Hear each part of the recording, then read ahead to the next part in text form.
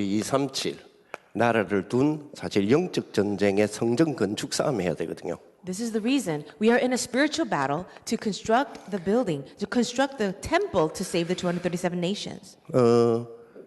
이 성경에 다윗이 마음에 내가 성전을 아름다운 하나님의 성전을 지어서 저 천막 가운데 있는 바람 맞는 언약궤를 옮겨와야 되겠다 이런 생각을 하게 되지요. In the Bible, we see how David had in his heart to build a temple, a house for the Lord, so that the Ark of the Covenant, which was sitting in a tent with the wind blowing, could come and rest. 그래서 이제 성전에 대한 마음을 담고 기도하고 준비를 안 합니까? He placed in his heart the prayer for the temple construction, and he began to pray. 이제 그러다가 그 성전에 대한 완성을 시켜서 하나님 앞에 낙성식 그러니까 하나님 앞에 완전히 드리는 그런 예배를 솔로몬이 드리게 되죠. And after he made all the preparations for that building, for the temple, finally it was Solomon who had the actual dedication service with the completion of that temple. 성전은 굉장히 중요합니다. The temple is very important. 성전에서는 반드시 복음 운동들이 변질 없이 일어나야 되죠. And in that temple, we must see the gospel movement continuing without change. 그런데 이 성전을 지을 때요. 역대하 17장, 역대상 17장이라든지 역대하 7장이라든지 이를 보면 이 성전을 지을 때의 성전의 의미에 대한 부분을 하나님이 말씀을 해주세요. If you look in 1 Chronicles chapter 17 as well as 2 Chronicles chapter 7, the Lord gives us the real meaning behind making the temple.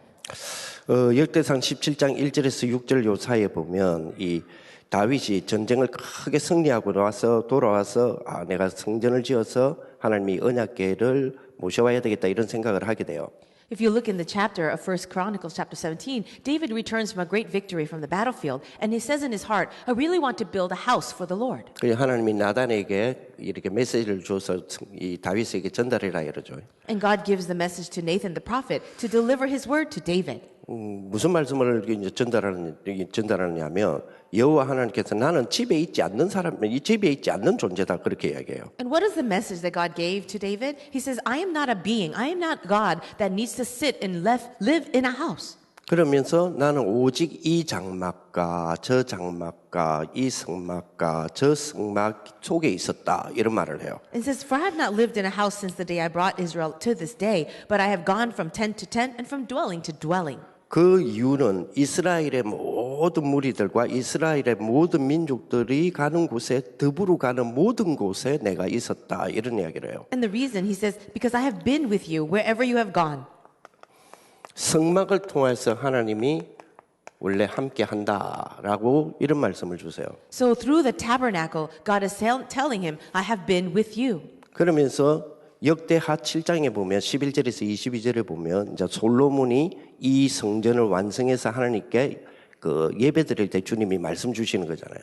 And also, if you look in 2 Chronicles chapter 7, as Solomon was giving his prayer to the Lord while he was dedicating the temple, 이 성전에 하나님의 언약의 말씀 오직 복음이 담겨서 계속 전달되어지면 이 성전과 이 백성들 너를 비롯해서 하나님 막 내가 무조건 축복 주겠다 이랬어요. God promises unconditional blessings upon Solomon as well as all of Israel if he continues to promise holding on to the message of the gospel, which is the word of the covenant. 근데 반대로 이 성전에서 복음을 변질시킨다면 이 성전은 결국 우상과 같이 되어지고 우상을 섬기는 것에 대한 저주가 너희들에게 임하게 될 것이다. 이렇게 나와요.